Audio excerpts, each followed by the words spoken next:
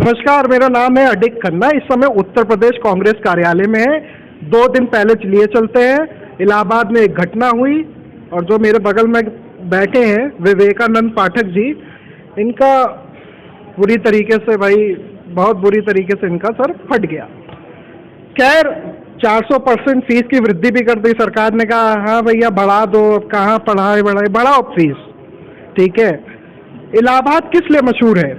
अपने छात्र संघ के लिए मशहूर है। बहुत बड़े बड़े लोग वहाँ से निकले। मगर आजकल एक ऐसा नया ट्रेंड चल गया है जिसको बोलते हैं मोनोपोलिस्टिक कैपिटलिस्ट ट्रेंड, जिसमें आवाज को दबाने का काम किया जाता है। और जीता जागता उदाहरण हमारे बगल में भारत जोड़ो यात्रा में कन्हैया कुमार भी चल रहे भैया, और हमें लगता है कि अब ये भी जाएंगे। तो इन्हीं से पूछते हैं उस दिन क्या हुई, क्या घटना हुई कि ऐसा इतना बर्बरता पूर्वक रवैया उत्तर प्रदेश पुलिस ने कर दिया और इनकी ये हालत हो गई। और ये भी पूछेंगे कि राहुल गांधी ने बार बार बोला है कि डर कुछ नहीं है, हटा दो। तो इनसे पूछते भाई इनको डर लगता है कि नहीं। और भी बहुत सारे सवाल भारत जोड़ो यात्रा से विवेकानंद पाठक जी से पूछेंगे। और अब तो भैया काफी ट्रेंडिंग में आ गए। हम बता दो, उस दिन हम ट्विटर चला रहे थे तो भैया ट्रेंड पे चल रहे थे 2 घंटे के लिए। तो विवेकानंद पाठक जी ये बताइए उस दिन घटना क्या हुई थी? देखिए क्या है कि इलाहाबाद विश्वविद्यालय में 400% फीस बढ़ा दी गई है। छात्र संघ पे ताले जड़ दिए गए हैं, छात्र संघ को बंद कर दिए गए हैं। और इलाहाबाद विश्वविद्यालय प्रशासन इतना तानाशाह हो गया है कि यदि आप इसके खिलाफ आवाज़ खोलेंगे, यदि आप इसके खिलाफ मुंह खोलेंगे, तो उस आवाज़ को दबाने के लिए ये पूरी तरीके से तानाशाही पे उतारू हैं, पूरी तरीके से अराजकता पे उतारू हैं, कुछ भी करने के लिए तैयार है। उसका ताज़ा उदाहरण मैं हूँ। छात्र वहाँ पर लगातार 100 दिनों से आंदोलन कर रहे हैं फीस वृद्धि को लेके। और मैं छात्र संघ पे गया था, उन छात्रों से बातचीत कर रहा था, मिलने गया था, इस आंदोलन को कैसे आगे बढ़ाया जाए उसके लिए गया था। और इसी दौरान इलाहाबाद यूनिवर्सिटी के जो निजी सुरक्षा गार्ड हैं, वो गार्ड नहीं बल्कि गुंडे हैं जो यूनिवर्सिटी ने पाल रखे हैं। विश्वविद्यालय जो शिक्षण संस्थान है, जहाँ पठन पाठन का काम होता है, जहाँ एक ऐसा माहौल है जहाँ छात्र बिना डरे उस परिसर में घूमता है, और ऐसे परिसर में इस तरीके से विश्वविद्यालय प्रशासन ने गुंडों को पाल रखा है जो डायरेक्ट छात्रों पे लिटरली हमला करते हैं, जानलेवा हमला करते हैं। इवन डेट ऐसे वीडियो हैं जो मैं पूरा ट्रेंड हो रहा है जिसमें लिटरली गार्ड गोलियां चला रहे हैं छात्रों के ऊपर, लाठी से, डंडों से, लोहे की राड से हमला हुआ, सिर्फ इसलिए क्योंकि कोई आवाज न उठा पाए। ये जो पूरा एक तंत्र है, ये तंत्र इस देश की शिक्षा व्यवस्था को पूंजीपतियों के हवाले करना चाहता है।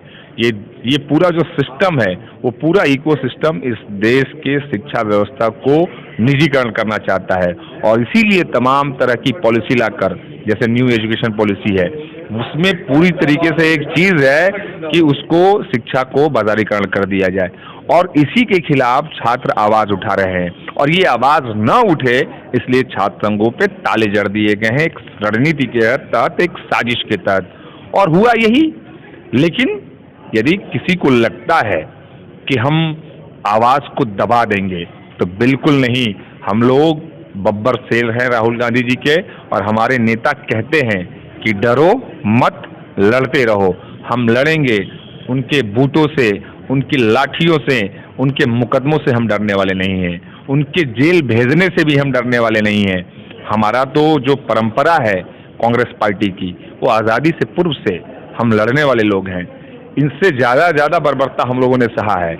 तो ये क्या कितना भी बर्बर हो जाए, हमें कोई परवाह नहीं पड़ता है। हम इंकलाब जिंदाबाद बोले हैं, इंकलाब जिंदाबाद बोलेंगे, और अन्याय अत्याचार के खिलाफ आवाज़ बुलंद करेंगे। ये बताइए उस दिन घटना हुआ क्या था कि ऐसा कर दिया उन्होंने? क्या हुआ था वहाँ? दरअसल छात्र आंदोलन पर बैठे हुए थे, हम भी गए थे, बातचीत हो रही थी। तब तक कुछ जो निजी गार्ड हैं, उन गार्डों से छात्रों की झड़प हुई, और उस झड़प के बाद प्रोक्टोरियल बोर्ड भी आया, प्रॉक्टर, असिस्टेंट प्रॉक्टर आए, कर्नलगंज पुलिस भी आ गई, इंस्पेक्टर वहाँ पर आ गए। सब कुछ नॉर्मल हो गया है, बीच बचाव हो गया। और इतना तो नॉर्मल चीज़ है, यदि हम लोग राजनीति में हैं, छात्र राजनीति से लेकर आज मेन स्ट्रीम की पॉलिटिक्स में हैं, तमाम मुद्दों पे धरना होता है, प्रदर्शन होता है, पुलिस से जो है कि झड़प होती है, बहस होती है, तो इसका मतलब ये थोड़े कि पुलिस एकदम लिटरली जान से मारने के उद्देश्य से चली आती है। उस दिन एकदम बिल्कुल एक ऐसे ही झड़प हुई थी, और उस झड़प के बाद जब कर्नल इंस्पेक्टर अपने फोर्स के साथ आए, असिस्टेंट प्रॉक्टर आए अपनी प्रॉक्टोरियल बोर्ड के साथ, और बीच बचाव होके गार्ड्स भी चले गए, पुलिस भी चली गई, प्रॉक्टोरियल बोर्ड भी चला गया, हम लोग वहीं छात्र संघ पे खड़े होके बातचीत कर रहे थे कि कैसे आंदोलन को आगे बढ़ाना है, क्या करना है, कैसे करना चाहिए। इतने में 15-20 मिनट बाद हम लोग सामने से देख रहे हैं कि 40-50 की संख्या में यूनिवर्सिटी के निजी गार्ड हाथों में डंडे लेके, लोहे के रॉड लेके, बंदूक लेके, पिस्टल लेके एकदम चले आ रहे हैं, और आकर सीधे हम लोग यूनियन हॉल पे शहीद लाल पतंदर जी की प्रतिमा के सामने खड़े थे और सीधा सीधा हमला बोल दिया, एकदम जानलेवा हमला बोल दिया। हम लोग भागने वाले तो है नहीं, वहीं पे डट के खड़े रहे। हमने कहा चलाओ जितनी लाठियां चलानी है, जितने डंडे चलाने हैं, जो मारना है मारो। और आप देख ही सकते हैं कि उस दिन का आपने देखा ही होगा विजुअल कि किस तरीके से चारों ओर से घेर कर हमको मारा जा रहा था, अन्य छात्रों को मारा जा रहा था, कुछ छात्र और हमारे साथी जो जूनियर छात्र नेता हैं उनको मारा जा रहा था। तो पूरी तरीके से बर्बरता, पूरी तरीके से अराजकता, पूरी तरीके से तानाशाही का शो बनाया जा रहा था, सिर्फ इसलिए कि कोई उनके खिलाफ बोले ना, कोई उनके खिलाफ आवाज न उठाए।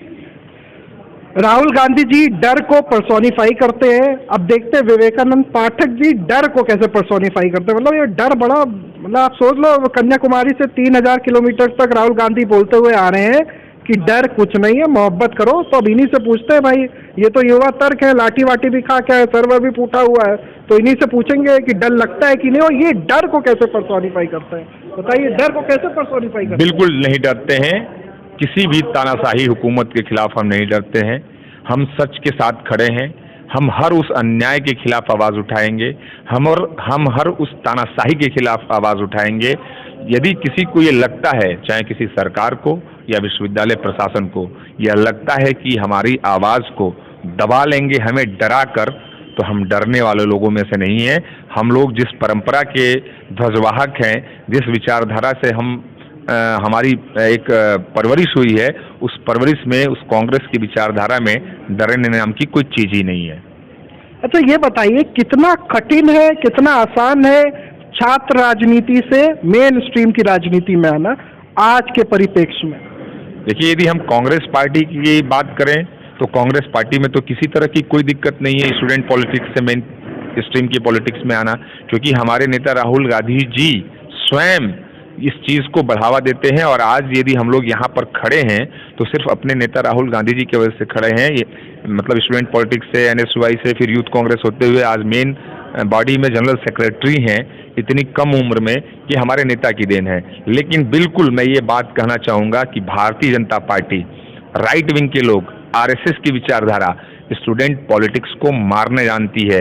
जब भी वो सत्ता में आती है, चाहे उत्तर प्रदेश में हो, चाहे सेंट्रल में हो, वो हर बार स्टूडेंट यूनियन के इलेक्शन को बैन कर देती है, छात्र संघों पे ताले जड़ देती है, और वो कतई नहीं चाहती है कि छात्र राजनीति से निकलकर लोग मेन स्ट्रीम की पॉलिटिक्स में आएँ, क्योंकि वो तो ये चाहते हैं कि उनका जो झंडा बंडा है वो सिर्फ पूंजीपति और पैसे वाले ढोएं, धनबल, बाहुबल, यही उनका प्रश्रय है, और इसी के दम पे वो राजनीति कर रहे हैं, इसी के दम पे वो सत्ता में हैं। चूंकि स्टूडेंट पॉलिटिक्स होगा, छात्र राजनीति होगी, तो नीचे से लोग संघर्ष करके आएंगे, वो हर मुद्दों पर अपनी प्रमुखता से बात रखेंगे, बेबाकी से बात रखेंगे।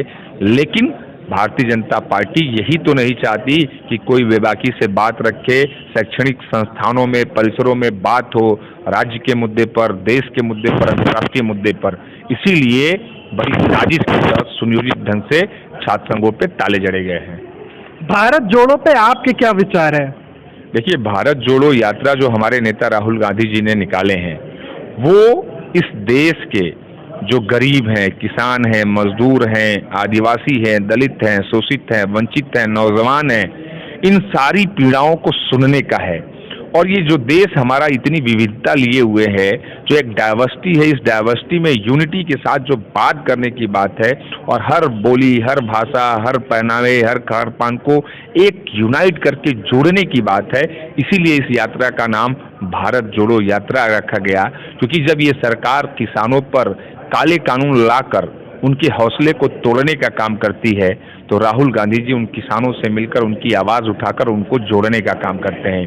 जब ये सरकार अग्निवीर के नाम पर नौजवानों के हौसले को तोड़ने का काम करती है, बिना रोजगार के नौजवान दंश झेल रहे हैं, पूरी बेरोजगारी का दंश वो झेलते हुए किस तरीके से आत्महत्या के लिए मजबूर हो रहे हैं, ऐसे नौजवानों की पीड़ा सुनकर राहुल गांधी जी उन नौजवानों के हौसले को जोड़ने का काम कर रहे हैं। तो तमाम तरह की ये चीज़ें हैं, इसको समझना होगा। और आप देख रहे हैं कि किस तरीके से नैरेटिव सेट करने की कोशिश कर रही है भारतीय जनता पार्टी।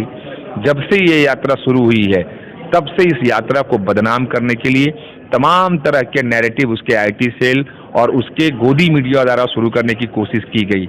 लेकिन ये अपने रास्ते पर हमारे नेता खड़े हैं और हिंदुस्तान को जोड़ने के लिए महंगाई के खिलाफ, बेरोजगारी के खिलाफ और देश में नफरत की राजनीति के खिलाफ हम हिंदुस्तान को जोड़ के रखेंगे और जोड़ेंगे।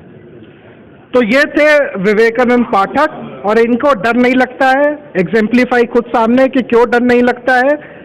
अब मिलते हैं किसी और नेता व्यक्ति विचार से, तब तक के लिए देखते रहिए BCC न्यूज़, और हाँ, लाइक शेयर और सब्सक्राइब कर दो।